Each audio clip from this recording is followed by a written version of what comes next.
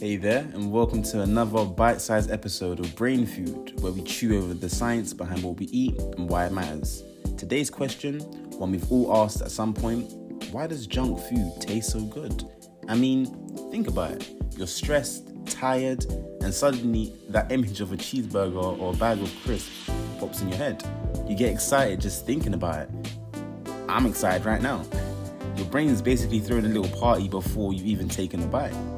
But here's the twist. 10 minutes after you smash that burger and chips, you feel bloated, sluggish, maybe even a bit low. So why did we keep going back for more? Let's break it down. Thousands of years ago, our ancestors didn't have Deliveroo or vending machines. Food was hard to find, so our brains evolved to crave foods that were high in energy, stuffed with fat and sugar. That was survival. But back then, sweet might have been berries or honey. Today, we've got factories churning out foods that are super processed. Think fizzy drinks, sweets, crisps. Think about all of the fast food chain outlets like McDonald's, Burger King, KFC. I mean, the list goes on and on. These foods light up a pleasure center in your brain. When you eat the cupcake or slurp that milkshake, your brain gets a big hit of a feel-good chemical called dopamine, and it wants more. That's why one biscuit can turn into the whole pack.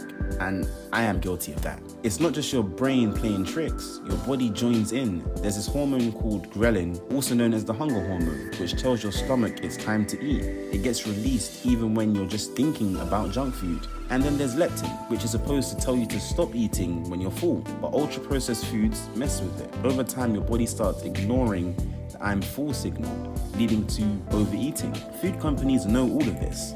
They've spent millions making junk food as irresistible as possible, focusing on things like texture, crunch, smell, and even color. Because let's be honest, nobody craves a plain boiled carrot. But crunchy salty chips? Bright rainbow sweets? Yes please. They also target how we feel. Ads show us that junk food is tied to happiness, fun, socializing. It's not just food, it's a vibe. And when you're stressed, sad or bored, that bag of chips becomes comfort. But all of this comes with a cost. Junk food can damage your gut health, mess with your mood, and increase risks of things like diabetes, obesity, and even depression. It's a short-term fix with long-term effects. So what can we do? Start small. Eat the orange instead of the juice. Choose whole foods, foods that are alive, colorful, and full of nutrients. These help your gut, your brain, and your body feel better, not just now, but tomorrow too. The takeaway? Junk food tastes good because it's designed to, but the more we understand why, the more power we have to make choices that actually make us feel good in the long run, not just for a few minutes. Thanks for listening, stay curious, eat smart, and I'll catch you next time on Brain Food. Okay, and cut. That's the episode. Alright, let me order a pizza.